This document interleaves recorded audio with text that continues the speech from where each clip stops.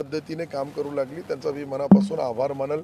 नगरपालिकेचे जे 4-5 कर्मचाऱ्यांनी आपण गेल्या वेळेस त्यांना जिल्हा नियोजन मंडळमधून काही पैसे उपलब्ध करून दिले होते, त्याच्या रेस्क्यू ऑपरेशनमध्ये पाहिलं त्याही कर्मचाऱ्यांचा मी अभिनंदन करणार।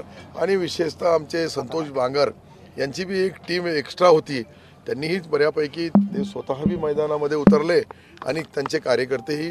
अशाच पद्धतीने सर्व राजकीय नेत्यांना माझी विनंती राहील की याच्यामध्ये राजकारण न करता आपण समाजाचे घटक आहोत, आपल्यावर जबाबदारी आहे, म्हणून सर्व पक्षीय सर्व जातीय लोकांनी याच्यामध्ये मदत करावी। काही सेवाभावी ट्रस्ट असतील, काही व्यापारी असतील, सरकार तर युद्ध पातळीवर सर्व काही देणार आहे, सरकार कोणत्याही गोष्टीला कमी पडणार नाही। या राज्याचे मुख्यमंत्री आदरणीय एकनाथ शिंदे साहेबांनी जे आदेश काढलेले आहे, जे आदेश दिलेले आहे की ज्या ठिकाणी शेतकऱ्यावर आपत्कालीन परिस्थितीमध्ये जे नुकसान झाले असेल त्याचे वस्तुनिष्ठ पंचनामे करावे आणि पंचनामे करून तात्काळ सरकारकडे पाठवावं आणि सरकार त्याच्यामध्ये मुख्यमंत्री दोन्ही उपमुख्यमंत्री महोदय त्याची पूर्ण हे जे आलेल्या रिपोर्टची हे करतील आणि पुढच्या कॅबिनेटमध्ये किंवा एखादा कॅबिनेट हा धोरणात्मक निर्णय मोठं नुकसान आहे, परंतु जे काही नियम आहे आपले त्या नियमाप्रमाणे सर्वाला नुकसान भरपाई दिली जाईल। त्याच्या व्यतिरिक्त काही द्यायचं आहे तर सन्माननीय मुख्यमंत्री महोदय याचा अंतिम निर्णय घेतील।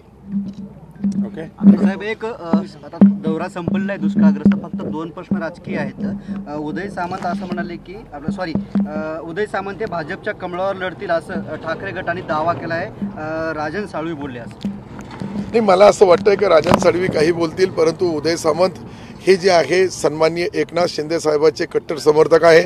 माझ्यासारखे आमचे संतोष बांगर साहेबासारखे आम्ही सर्व धनुष्यबाण निशाणीवरच लढू आणि निशाणीवर लढल्यानंतर निवडून आल्यानंतर पुन्हा सन्माननीय मुख्यमंत्री एकनाथ शिंदे साहेब होतील। वृद्धांच्या हस्ते माझा प्रवेश झालेला आहे, मात्र काही माझे विरोधक जे आहेत ते त्याला विरोध करतात असं खडसे साहेब म्हणाले आणि मी जर भाजपनं भूमिका स्पष्ट जर नाही केली तर मी शरद पवार सोबतच राहील असंही खडसे बोलले। नाही, शेवटी खडसे साहेबांनी काय करावं, ते राज्याचे ज्येष्ठ नेते, त्यांनी त्यांचा निर्णय जे घेतील तो निर्णय अंतिम राहील। मला तर असं वाटतं की ही पॉलिटिकल बोलण्याची आज चर्चा करण्याची गरज नाही। दौरा अजून माझा पुढं संभाजीनगरचा बाकी आहे, अजून मी संभाजीनगर बी, परंतु तुम्ही जे बोलले ते बरोबर आहे, मी बी ती ब्रेकिंग न्यूज ऐकली आणि त्याप्रमाणे पुढच्या भविष्यामध्ये त्यांना काय निर्णय घ्यायचा, आदरणीय शरदचंद्रजी पवार साहेबांसोबत राहत असेल तर ती त्यांची मर्जी आणि भाजपसोबत येत असेल तेही त्यांची, परंतु सन्माननीय एकनाथ शिंदे साहेब हे जे आहे या राज्याचे लोकप्रिय मुख्यमंत्री आहेत आणि जो निर्णय ते घेतात त्या निर्णयाशी बांधिलकी सर्व आमच्या घटक पक्ष असतील, छोटे पक्ष असतील, अपक्ष असतील, हे सर्व सन्माननीय एकनाथ शिंदे साहेबांच्या नेतृत्वाखाली ही निवडणूक लढणार आहे। महायुतीमध्ये सगळं काय आलबेल आहे असं काही वाटत नाहीये। तानाजी सावंत यांनी राष्ट्रवादीवर टीका केली, तुम्ही बघितलं सगळं, सोबत निवडणूक लढणार काय की पटते तुम्हाला हे सगळं? मला वाटतं की 100% आम्ही सोबत लढू। शेवटी आमचे सन्माननीय मुख्यमंत्री महोदय प्रत्येक वेळेस आम्हाला आदेश देतात, निर्देश देतात, सूचना देतात का सर्वांनी ही महायुतीचा गठबंधन आणि त्यामध्ये विशेष पक्ष आपल्या सोबत आहे, ते भारतीय जनता पार्टी असेल, आम्ही शिवसेना म्हणून आज मुख्यमंत्री एकनाथ शिंदे साहेब आहे आणि राष्ट्रवादी एक आमचा अलायन्स पार्टनर आहे, म्हणून मला असं वाटतंय की तिघही पक्षाचा समन्वय करण्याचा काम मुख्यमंत्री महोदय करतील। गुलाबी कलर यशस्वी होईल का येणाऱ्या काळामध्ये? गुलाबी कलर यशस्वी होईल का येणाऱ्या काळात? गुलाबी कलरचा अर्थ मला समजत नाही, मला भगवा दिसतं आणि भगवा निश्चित यशस्वी होईल। शिवसेना आणि बीजेपी नॅचरल अलायन्स आहे, राष्ट्रवादी तुमच्या सोबत आली आहे, निवडणुकीमध्ये कसं तोंड देणार आहात तुम्ही, कारण 2च महिन्यावर निवडणूक आली आहे। या 2 महिन्यामध्ये लाडल्या बहिणी आमच्यापेक्षा, आम्ही तर एक कार्यकर्ते पण आमच्या बहिणींचा मी पाहू लागलो का सर्वांच्या अकाउंटवर 3-3 हजार रुपये आलेले आहेत। पुढच्या भविष्यामध्ये 1500 महिन्याप्रमाणे त्यांचा सन्मान होईल, पण सावत्र भाऊ जरूर प्रयत्न करू लागले, पण आमचा जो मुख्यमंत्री महोदय हे सख्खे भाऊ आहे, पक्षाचे प्रमुख आहेत आणि विशेषतः राज्याची लोकप्रिय योजना लाडली बहीण जी आणली, या बहिणीच्या या योजनेमुळे मी तुम्हाला सांगतो 100% आमचा पुन्हा सरकार येईल आणि मी पण पुन्हा येईल। इथं आल्यानंतर आता पालकमंत्रीपद कोणतं मिळेल हे काही बोलता येणार नाही, मंत्रिमंडळ, परंतु सन्माननीय एकनाथ शिंदे साहेबांसोबत मी ज्या पद्धतीने काम करतो, 18 तास काम करणारा, इतका मेहनत करणारा, इतका आपला सालदार महिंदार रोजदार तरी थकून जाईल, पण मुख्यमंत्री काम करताना थकत नाही। शेवटच्या माणसाचा न्याय देण्याची भूमिका साहेबाची असते। तुम्ही पहा काल जे घडलं त्यामध्ये तात्काळ मला आदेश दिला आणि त्या आदेशाप्रमाणे मी हिंगोलीला मुक्कामाने होतो.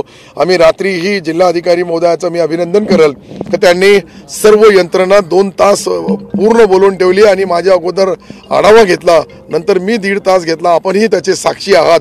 या पद्धतीने आपण अंदाजा लावा का ज्या वेळेस अशी परिस्थिती निर्माण होती त्या वेळेस मुख्यमंत्री महोदय किती सतर्क राहतात हे माझ्यासारख्या कार्यकर्त्याला शिकण्यासाठी मिळतं. आज महामंडळाचा संप सुरू झालेला आहे, अनेक ठिकाणी बंद आहेत, प्रवास वेगवेगळ्या मागण्या आहेत, त्यासाठी तुम्ही मध्यस्थी करणार आहात का? सीएम साहेबांना काही बोललं होणार आहे? नाही, निश्चित आम्ही सन्माननीय मुख्यमंत्री महोदयाशी चर्चा करू आणि मुख्यमंत्री महोदय याचा तात्काळ निर्णय घेतील. शेवटी एसटी बस जी आहे ही लालपरी जी आहे ती लालपरी नावाने ओळखल्या जाणारी आमची बस चालू राहायला पाहिजे. गोरगरिबांना आपण पाहिलं का महिलांना 50% त्यामध्ये सवलत दिल्यानंतर एसटी महामंडळ थोडा सक्षम झालेला आहे. त्याच्या व्यतिरिक्त 75 वर्षाच्या वरचे जे काही वृद्ध महिला असेल पुरुष असेल त्यालाही फ्री चार्ज दिलेला आहे.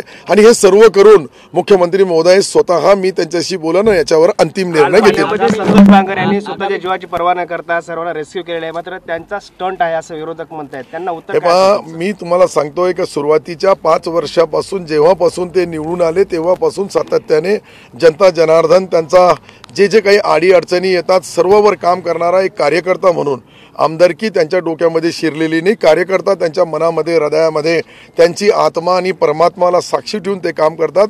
बाकीचे लोक जे विरोधी काय बोलतील त्यांच्याकडून काय अपेक्षा आम्ही ठेवायला नाही पाहिजे. त्यांचा विरोधाला विरोध करणं इतकंच काम आहे. परंतु संतोष बांगर चांगला काम करत असेल तर त्याचीही कौतुक करायला पाहिजे. जसं मी आज बोललो तुम्हाला की नगरपालिकेच्या एरिया सोडून बी 4-5 आमचे नगरपालिकेचे कर्मचारी या सर्व कामामध्ये युद्ध पातळीवर त्यांनी काम केलं. आम्ही ज्या गेल्या वर्षी जिल्हा नियोजन मंडळामधून पैसे दिले होते ती पाण्यामधून लोकांना काढण्यासाठी त्याची मदत झाली. हे मला पाहिल्यानंतर निश्चित आनंद झाला. साहेब, तुम्ही म्हटले आता पुन्हा येईल असा हा शब्द वापरला तुम्ही, मग राज्याचे पुन्हा मुख्यमंत्री कोण होणार आहेत? पुन्हा मुख्यमंत्री एकनाथ शिंदे साहेबच होणार आहे. मी तुम्हाला बोलतो का एकनाथ शिंदे साहेब इतका लाडले मुख्यमंत्री म्हणून लाडल्या बहिणी त्यांच्या नावाने जय जयकार करतात. माझ्या गावामध्ये आले होते. मी राजकारणापासून 43 वर्षापासून बघतोय कधी इतके लोकप्रिय मुख्यमंत्री 4दा माझ्याकडे आले. स्वतःचा रेकॉर्ड पब्लिकचा लाखो लोकांचा त्यांच्याच सभेमध्ये झाला. याच्यावरून मी तुम्हाला सांगतो का मध्य प्रदेशपेक्षाही ही लाडली बहीण महाराष्ट्राच्या राजकारणामध्ये या महाराष्ट्राच्या विधानसभेवर भगवा निश्चित फडकल. तिरंगाचा सन्मान आमचा पूर्ण करतो आम्ही. परंतु ज्या पक्षामध्ये मी आहे त्याची झेंडा त्याचा ध्वज हा भगवा आहे आणि निशाणी धनुष्यबाण आहे.